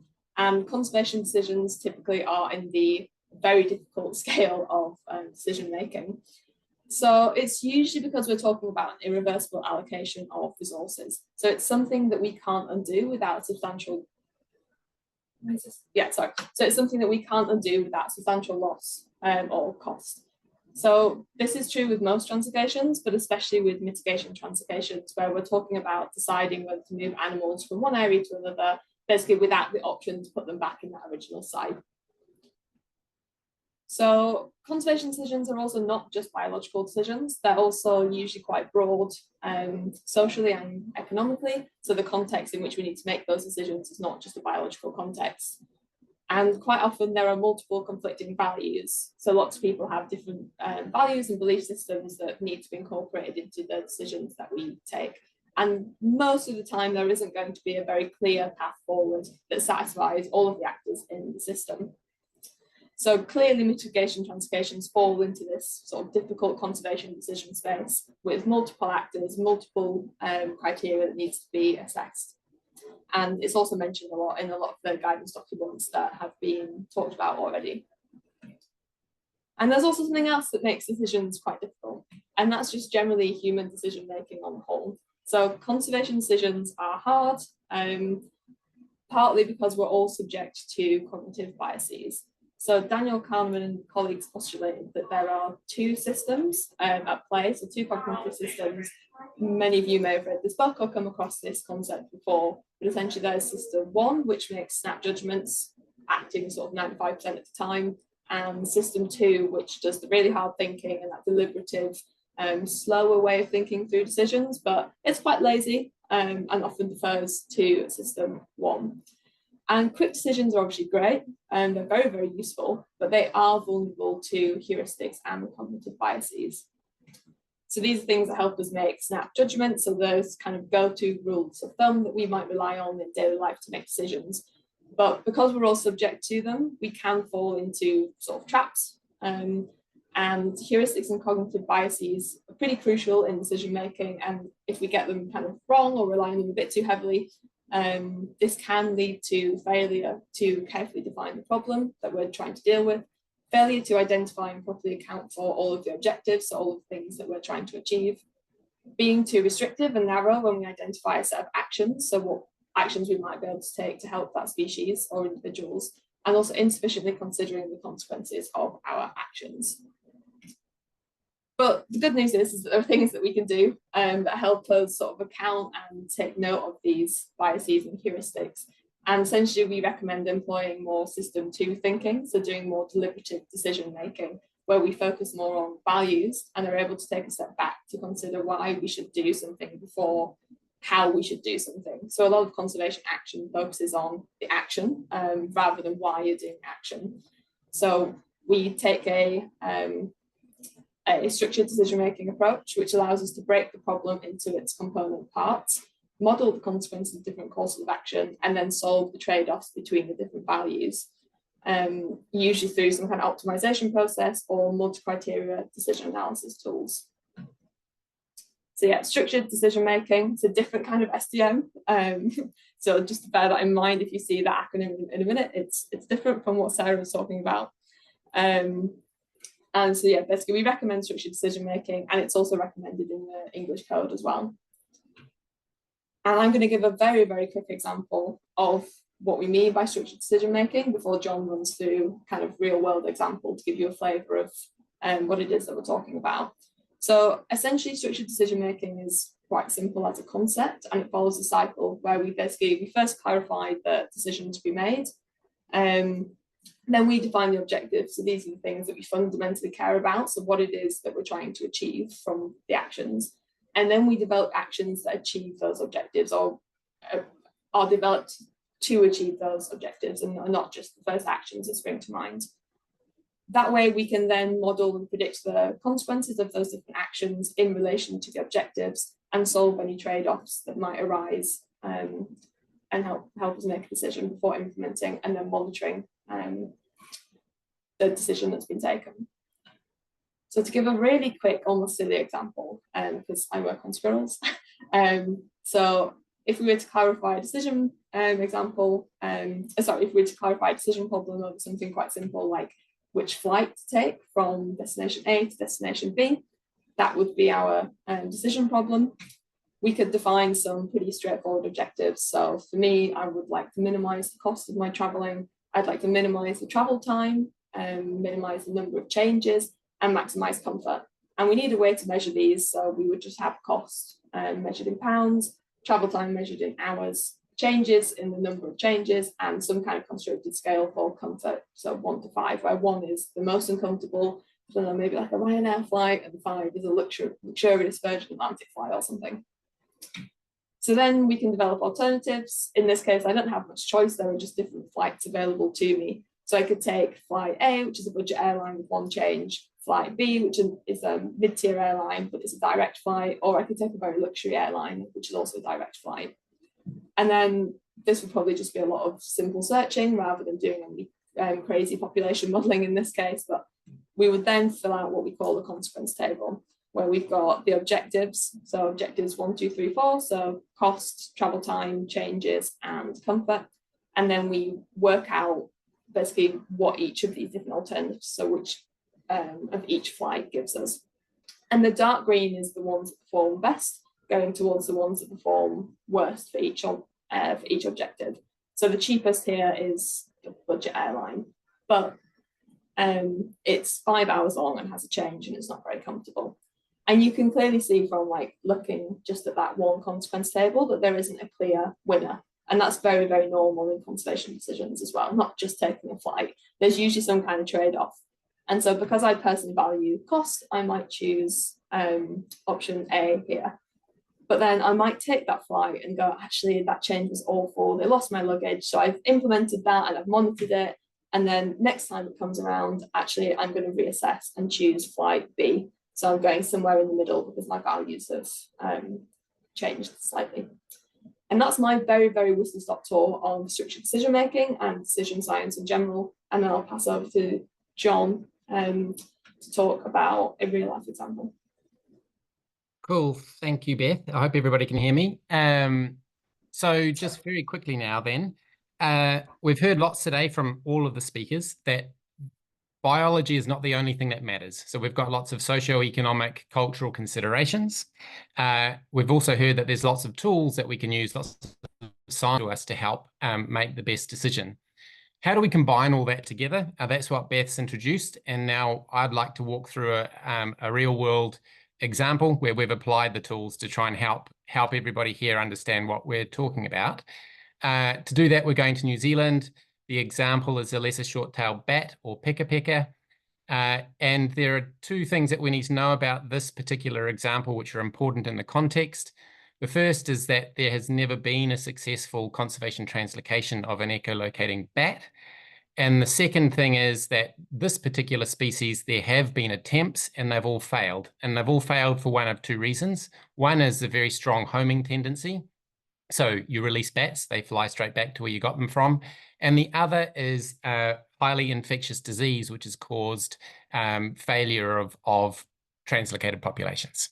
So Beth, can you move forward one slide? Thank you. So you've seen the decision cycle that Beth has shown. That's now across the bottom of the screen as we work very quickly through in this case study. The first thing we have to do is frame the problem to make sure that the group of people, the stakeholders involved, are all solving the same problem. In this case, initially, actually, we had the group had anchored on one subspecies of this bat. So there are 3 subspecies in New Zealand. The northernmost subspecies is the most rare. There is only one remnant population, and everybody got together thinking how we were going to translocate that subspecies to try and recover it by establishing new populations. Because of the risk landscape, as we'll get to very shortly, we revised that problem framing to allow consideration of other subspecies. Okay, next slide, thank you.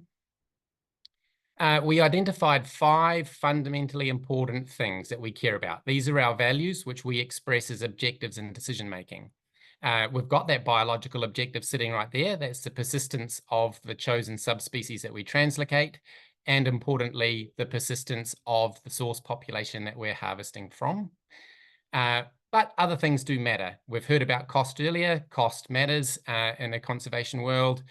We've got cultural values, people of New Zealand, the Maori, and we've got an advocacy thing that matters there. The group to understand, know more, and appreciate their native fauna, including the peka peka. So we've got those 5 things that we've got to keep in mind in our decision making. Thank you, Beth. Given we know what we care about, we can start thinking then on what we could do. So here we're starting to build those alternatives, those alternative actions.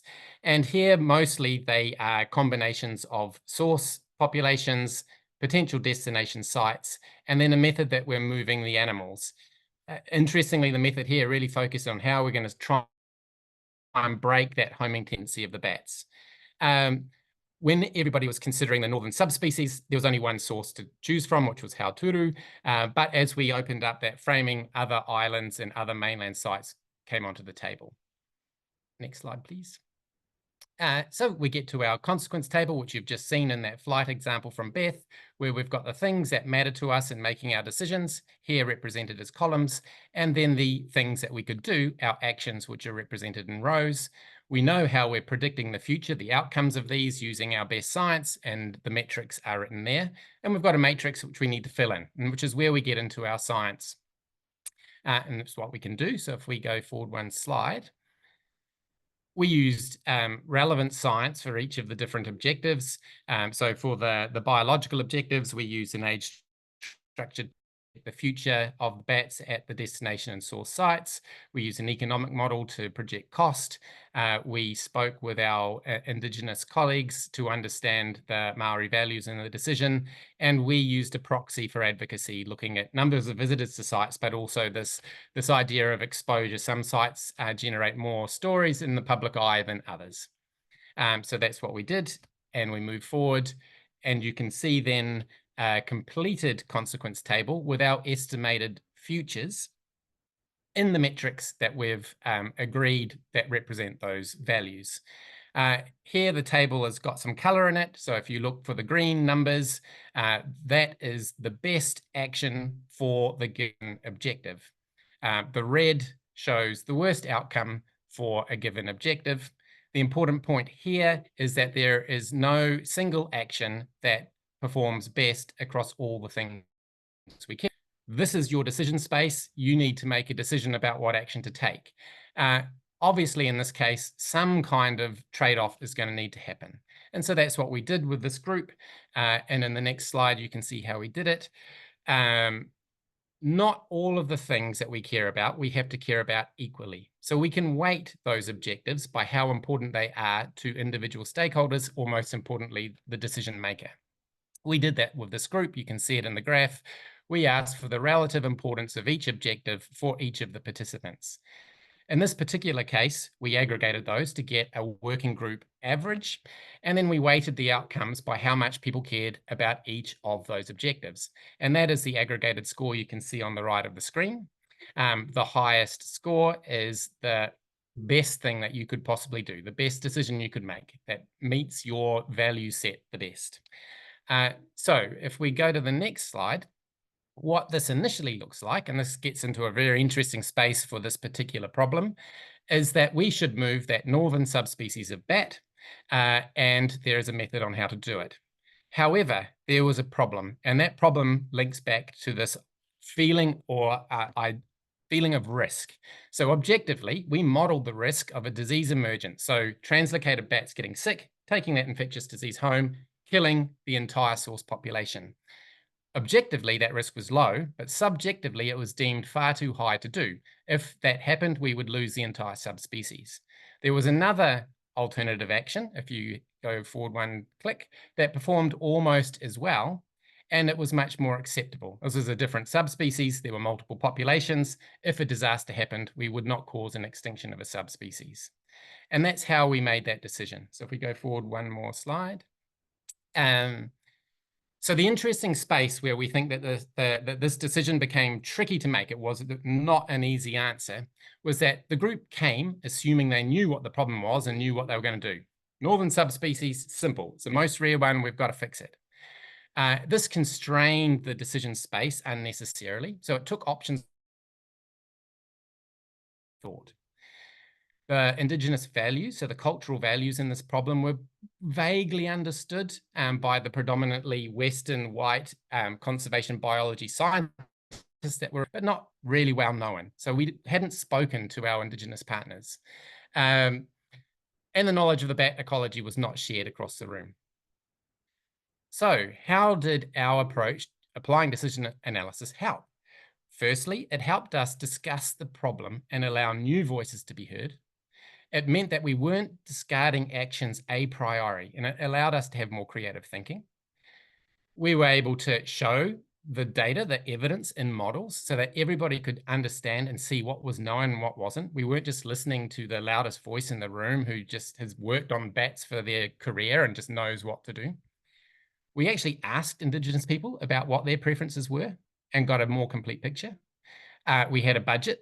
That budget actually immediately took some options off the table because they were far too expensive. And 2 workshops over 6 months got bat conservation moving again in New Zealand after 10 years of stagnant block. And I hope that gives a very rapid run through of how decision science can help take all of the stuff that matters to people and make clear, rational decisions, which are evidence-based. And I think that is me. Thank you.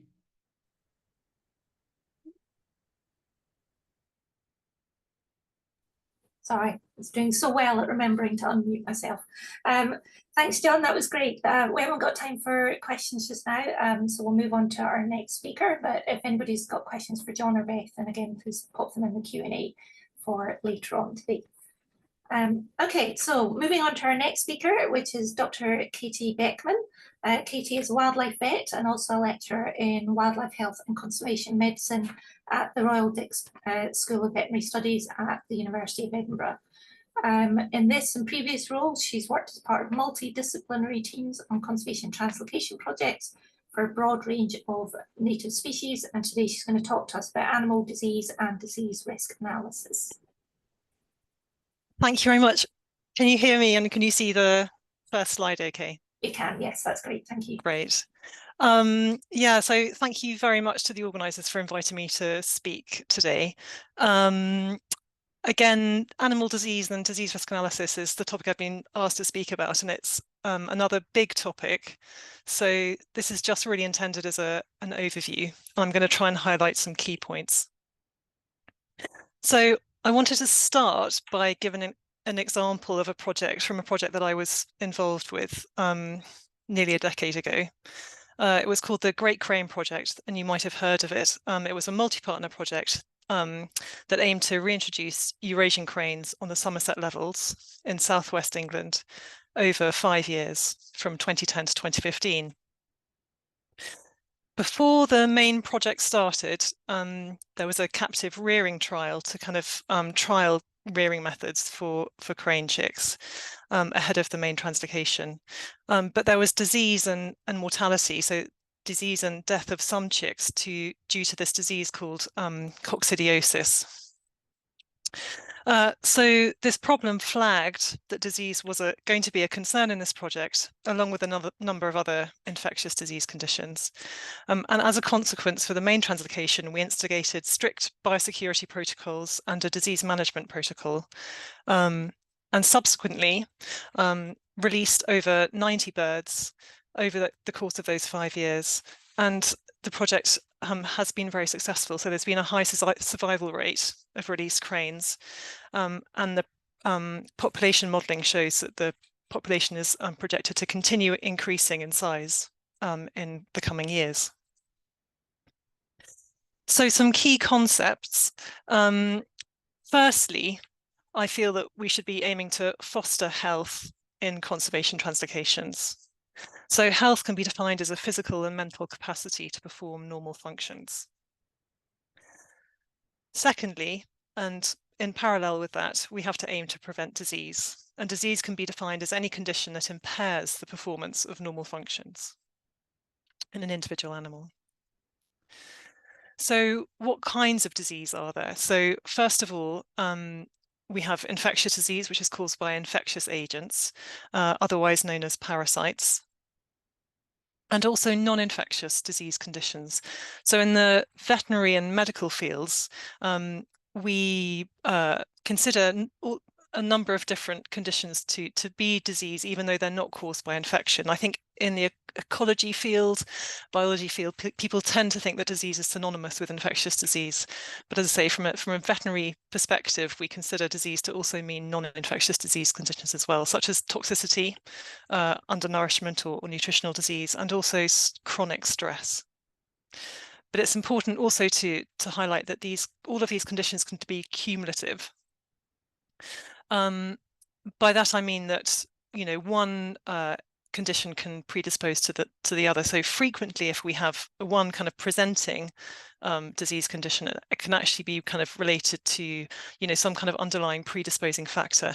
And in translocation projects, translocation projects are a very good example of this, basically, because they can be stressful, and a number of different papers have shown how they can lead to chronic stress. So sequential kind of stages of translocation can be cause kind of increasing chronic stress, which can actually be detrimental from a health perspective.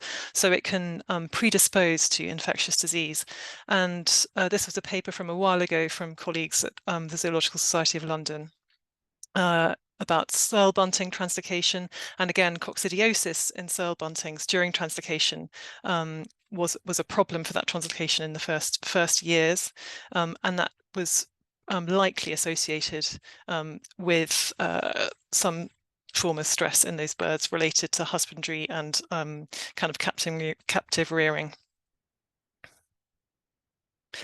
So if you're interested in kind of knowing more about the range of health outcomes that can occur in translocation projects, myself and co-authors put together this publication that was published a couple of years ago, summarising health outcomes and disease outcomes in conservation translocation projects. For this talk, I've been asked to focus specifically on infectious disease. So that's what I'm going to talk about mainly in the following slides. So infectious disease can, when we think about infectious disease problems and translocations, we can think about basically two main types or directions of disease risk. Firstly, risks to the translocated population, the target species, be that the source population, the translocated population, or the release population. And this is important from a number of different perspectives, particularly obviously population persistence. Disease can impact animal welfare. It can have a financial cost, and it can be important from a regulatory perspective. And disease, the broad transmission of disease can also occur in the opposite direction. And this is obviously a particular concern with translocations because it can have wider conservation impacts. So not just an impact for the target species, but also individuals perhaps of the same species or other species that are resident in the release area. It can have impacts on domestic animal health, human health, wider economic impacts, and also be important from a public perception perspective. So I'm going to start by just summarising very briefly a few examples of disease risks to the target species, which are have been shown in several publications, including this nice publication last year by Warren and Chabert, to be much more common than, well, they appear to be much more common than transmission of disease in the other direction from the target species to other populations. So an example, what we call destination hazards. That means infectious agents in the release area, in the destination site, that can be originate from insect vectors or domestic species or other wildlife in the release area, or possibly the wider kind of release environment. And have an impact, cause disease in your target species and your released animals.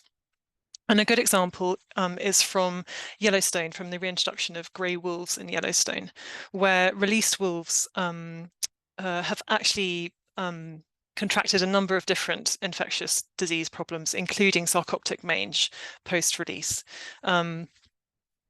because of these infectious agents being present in that environment into which they were reintroduced. So another example of disease risks to translocated individuals is these risks that they're exposed to in the captive environment. And when I talk about the captive or ex situ environment, I mean that when they're being transported for translocation, when they're being held, possibly pre-release holding, but also being held for captive breeding or captive rearing. So an example of this type of disease risk comes from a well-known, kind of quite prominent example of an early reintroduction in the 1990s of golden lion tamarins. And there were several infectious disease issues in that species to do with it being held in captivity, and the captive breeding project, which had to be addressed in that project. So I'm now going to just give a few examples of where you have disease transmission in the opposite direction. So this is where we have the target species being the origin of a disease problem, kind of introducing a disease into the release area. And this is, as I say, it seems to happen more rarely as far as we're aware, but it's, you know, when it happens, it's more of a concern, and it's obviously kind of the key concern, really, in terms of disease risks. And the worry, the main kind of mechanism by which these kind of severe impacts can happen is if your infectious agent is novel to the release area. So if other animals in the release area are naive to the parasite. So again, a few kind of different ways in which this can occur. And firstly, a translocated individual might be bringing infectious agents or parasites from all the way kind of from the source population. So the wild living source population, that's where infectious agents might originate from. And an example of this kind of movement of infectious agents, so actually there are plenty of examples of this for other forms of translocation, particularly kind of introductions and for invasive species movements, for example. There are actually relatively few documented examples for conservation translocation, but one is a recent example from a bison translocation from Poland to the Czech Republic, where there was co-introduction of a helminth parasite, which has consequently spread to some other ungulate species, which are also game. So there's a potential economic impact. The other another important form of this movement of infectious agents with the target species to other populations is when that target population is held in an ex situ environment. In that in situ environment, they can pick up infectious agents from, for example, exotic species which are held in proximity, and then kind of onwardly transmit those agents to other species post-release. So a good example of this from the literature, which I think Richard was involved with, is the translocation of Mallorcan midwife toads. So in the reintroduction of midwife toads were captive bred in a facility in which there were also exotic amphibian species. And as a consequence, chytridiomycosis, sorry, the chytrid fungus, the causal agent of chytridiomycosis, Mallorcan midwife toads which were released were harbouring that pathogen, and subsequently there were chytrid outbreaks in other midwife toad populations on the island. And I believe that's been an ongoing kind of challenge in terms of managing the reintroduction. So there are multiple other kind of pathways by which parasites can be transferred to and from the target population, and no translocation is without disease risk. However, the risk of disease increases in particular contexts, including when a translocation crosses geographical barriers, when there's a lack of population connectivity between source and release sites, because that means that it's more likely that populations in your release area are going to be naive to parasites which are in your source area. When there's an ex situ stage, such as captive breeding or rearing during your translocation, and proximity to exotic animals and exotic species. And also, when perhaps translocation methods are kind of suboptimal, so might be predisposed to stress. And also in specific contexts where you've got a specific infectious disease risk of concern, for example, chytridiomycosis. So I'm going to very briefly talk about disease risk analysis. Once a translocation plan has been formulated, disease risk analysis is an approach to identifying and characterizing the risks of disease, and it's become quite an established and recommended process for conservation translocations. The overarching aim is to guide your translocation strategy and disease management. So through disease risk analysis, you aim to prioritize your main disease concerns, which we term hazards, characterize their risks and the associated uncertainties, of which there are usually multiple uncertainties, because we're dealing with wildlife and we often know very little about infectious agents in wildlife, and then recommend proportionate measures to reduce those risks. So disease risk analysis was originally developed from import risk analysis methods for domestic species, and there are now a variety of methods for wildlife, including the World Organization for Animal Health and IUCN guidelines, which were published in 2014.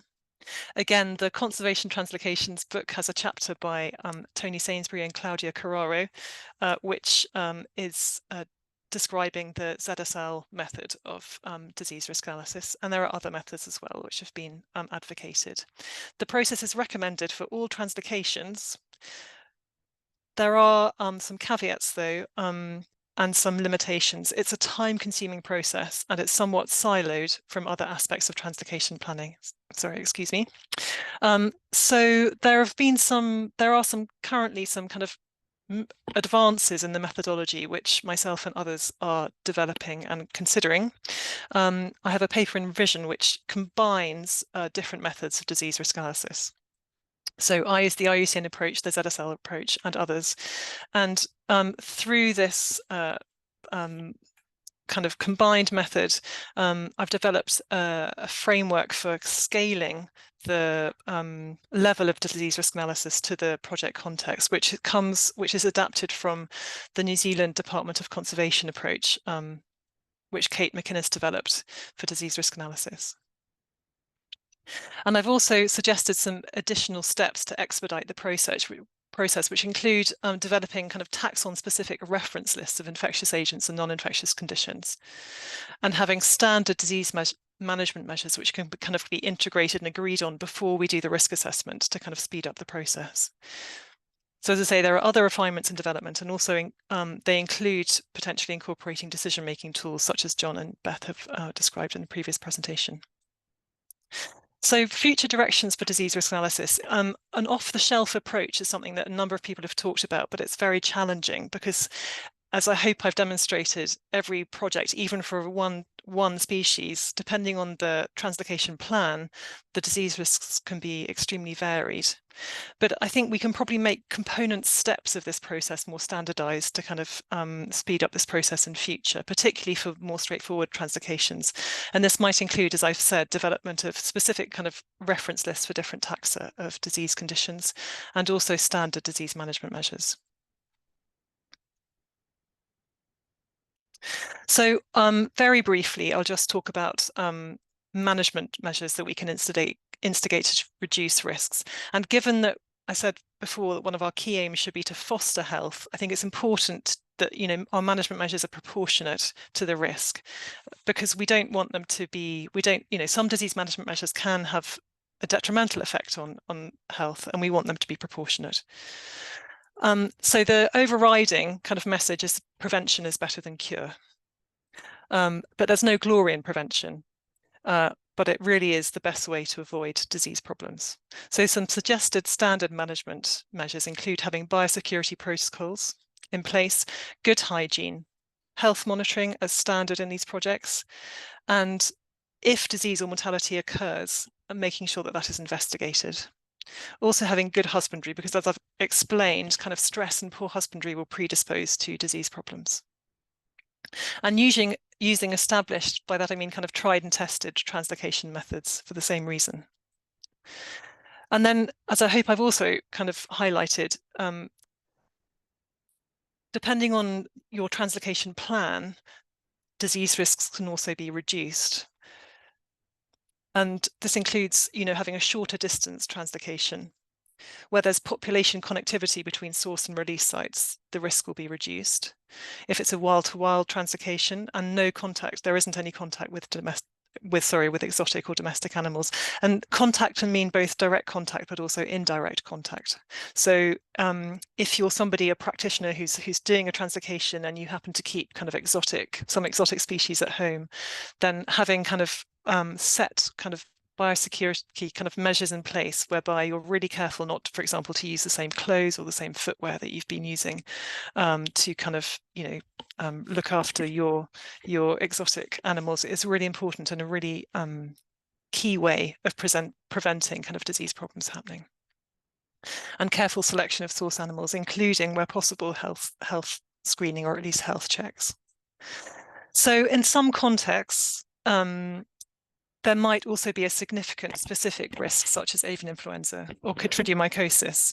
And as Martin Gaywood mentioned earlier, also the Tasmanian devil is a good example, where there's a really kind of significant disease risk that actually requires more than just these kind of standard measures that I've talked about. So guided by disease risk analysis, there are a range of other measures that we can also instigate. And in some contexts, for example, in the Tasmanian devil example, and also with chytrid in some populations around the world, we might require actually really quite radical solutions to disease problems. For, you know, as Martin explained, the translocation of Tasmanian devils to an island was kind of one solution for trying to kind of mitigate the problem of Tasmanian devil facial tumour disease, an infectious tumour. So in summary, disease risks are real, but they're often preventable. There's scope to further refine the disease risk analysis process. If you keep the translocation plan straightforward, then disease risks will be minimised. Always seek wildlife veterinary support from a wildlife vet or wildlife veterinary team, an experienced team who can advise on relevant disease concerns for your translocation, and conduct a disease risk analysis and investigate disease and mortality problems. And I'd really strongly recommend writing and implementing a disease management protocol as part of that planning process as well before undertaking a translocation. So thank you very much. In terms of kind of suggested points of contact, so there's the disease risk analysis and health surveillance team at the Zoological Society of London, and that is their kind of generic email address to contact if you would like any further advice or support. You're also very welcome to contact me at the University of Edinburgh. I also should just highlight that the DRAS team are holding a workshop on disease risk analysis for conservation translocations on the 3rd of October this year. And also just a quick plug for a conference on an online conference on avian conservation translocations, which the BOU are holding in November this year. So thank you very much. Okay, that's great. Thanks very much, Katie. And I think certainly possibly some interesting discussions this afternoon about consultants and how you might be able to engage clients in understanding the need for having disease risk analysis as part of translocation processes and the importance of that. Okay, moving swiftly on to our last speaker of the morning. Our next speaker is Dr. Matt Elliott. Matt leads the plant health and biosecurity, so sticking with that health and biosecurity theme at the Royal Botanic Gardens in Edinburgh. He primarily focuses on research which provides practitioners with advice on how to improve biosecurity within their work areas, and also works as an impact officer for Scotland's Plant Health Centre of Expertise for the horticultural and natural environment sectors. And this means that they can work directly with stakeholders to ensure that the research that they're carrying out is applicable. Matt is going to speak to us about plant disease and disease risk assessments. So I shall hand over to you, Matt. Perfect, thank you, Sam. So I'm just going to run through plant disease and disease assessment for conservation. Any of you that have been around looking at plants and have been to any plant health talks in the last few years, you'll have seen a graph like this. Essentially, the take-home message is that there's been a significant uptick in the amount of pests and diseases that have been introduced into the UK in the last particularly 30 years. This just shows some of the more serious introductions for trees. And of those, Phytophthora have been particularly impactful, not only in the UK, but around the world. Phytophthora, for those of you who don't know, it's the Greek for plant destroyer, and they are fungal-like plant pathogens known as oomycetes. There are currently more than 200 described species, and some think that there could be as many as 500 species out there. A recent paper described 43 new species during 25 surveys across the world from 1998 to 2020. And it's universally accepted that the main pathway for spread of Phytophthora is the movement of plants and soil and plant materials like timber and things like that. And the problem with them is that they're often present without causing symptoms. So they're really difficult to detect. So for biosecurity purposes, it often makes sense to assume that they are present, especially in the nursery setting, plant nurseries. So a couple of examples of where Phytophthora has been a problem for conservation. Phytophthora ostracidri first detected in the UK in 2011. It's in Argentina as well.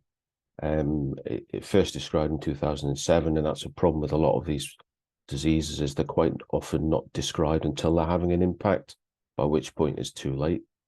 This particular pathogen goes for Juniperus communis, and it's having a severe impact in northern England and Scotland, and it's also been detected in nurseries and gardens. So juniper conservation projects need to consider how to produce plants from collected seed in a biosecure way. And also Phytophthora ostracidri is a soil pathogen, so it could be transferred on footwear and tools and things like this very easily, not just in juniper conservation, but any conservation that happens to be walking through or past juniper. Another example, riparian habitat restoration. So we're conducting a study at the moment with Forest Research, and there's a lot of riparian restoration on the go. It's a focus for many organisations, and there's lots of grants available for it. But one of the issues with alder across the UK and other parts of the world is that a hybrid Phytophthora species was detected kind of about 30 years ago. It's called Phytophthora olney, and it's been introduced into river systems, probably on infected plants, but also potentially on people's footwear, etc. So biosecurity needs to be an utmost consideration for riparian restoration work. Yeah, very important. Part of a risk assessment for this should consider other methods. So obviously with any kind of woodland habitat, people often, their first thought is, we'll just plant trees. But actually you should give maybe consideration to other methods such as direct seeding or natural regen and things like that. And then, yeah, for Phytophthora, any Phytophthora is introduced into particularly a riparian area, it will spread throughout the system because they're water-based, and so they will just move anywhere. And once introduced, they are a permanent feature. So, what do we do about all of these pests and diseases? You know, first we need to acknowledge that they are a real risk, and it's often not risk assessed. This is because a lot of the information associated with plant biosecurity is diffuse. It's quite difficult to find and access, so people don't really know how to do a risk assessment. There's many examples of accident releases around the world, and of course it's counterproductive to conservation. If you're going to introduce a pest or disease along with your target species, then yeah, you're just adding another pressure onto a sensitive habitat. So biosecurity needs to be considered at the outset of a conservation project. So we have produced, on the back of all of this, biosecurity best practice guidance for conservation. It's a short leaflet. It's only a 4-page A5 leaflet, and you can access it using that QR code there. This was produced in collaboration with Ruth Mitchell at JHI, who many of you will probably know, and it's funded by Scotland's Plant Health Centre of Expertise. The idea of it is to distill down all of the information so that practitioners can just know what to do in terms of a risk assessment for conservation work. The key principles on this guidance are that a risk assessment needs to be carried out before an activity is conducted so that everybody understands the potential impacts of their activity. There should be biosecurity protocols in place. There should be a responsible person for biosecurity, so a named person within an organisation, so that people know where to go to if they've got any concerns or they need training, etc. And that person should be in overall responsibility for developing a risk assessment. They should also be checking that biosecurity protocols are followed. And then also monitoring should be put in place, long-term monitoring, as a number of other people have mentioned today. It's not always carried out, and it should be for the health of the plants going forward, essentially. So that action can be taken if a pest or disease is identified. So they're the key principles. We also have, in this leaflet, created a risk assessment framework. It's really very straightforward. As I said earlier, it's just to guide practitioners through a process. It details a risk factor. So, for example, the stage of plant life cycle. So, are you dealing with a seed, or are you dealing with a plant, a full-grown adult in a pot? And that obviously goes from lower risk to seed to a higher risk for an adult plant. And then it gives you a risk reduction measure. So use seeds for conservation programs, plants as a last resort, bare root plants if you can, and then wash the soil off the roots, etc., etc. So as you can see from this, there's lots of different risk factors that people can work through this framework. That's for plants and soils. There's also one for machinery and equipment, and another one for ongoing biosecurity risks associated with site management. So in other words, visiting site, cleaning footwear, all those kinds of things. On that, people need to be aware when they're carrying out conservation work that there are considerable risks associated with visiting sites. particularly as I mentioned, the phytophthora.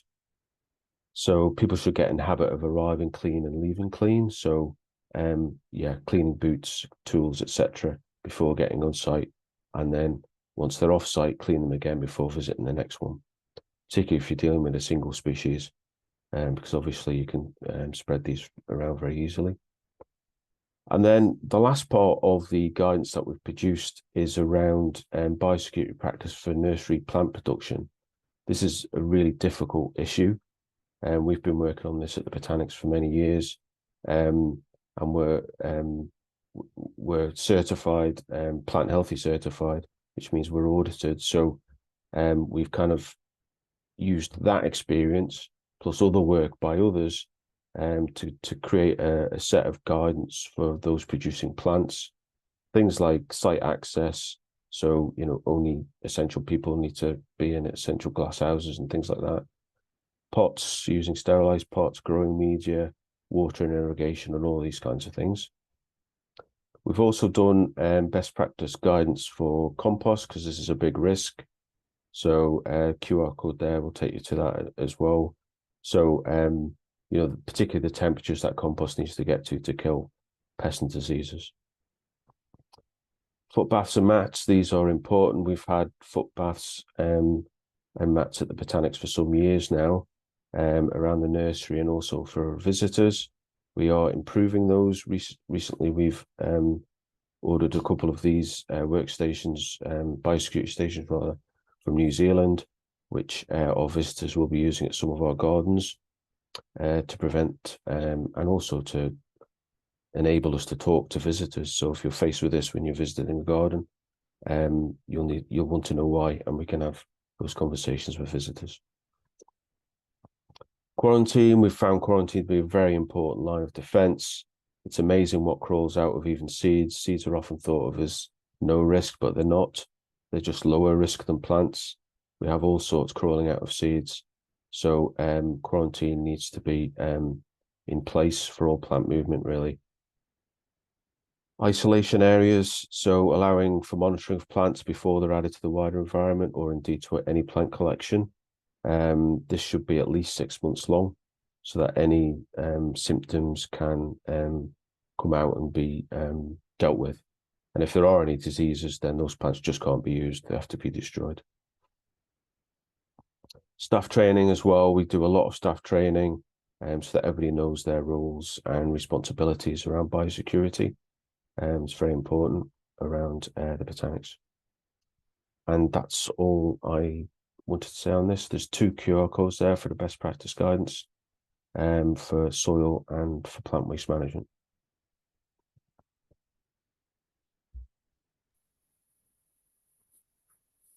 That's great. Thank you very much, Matt.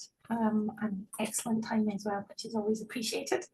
I think we have got one question that's come up for you, Matt. So I think if you want to very quickly answer that, and then we can head off for lunch.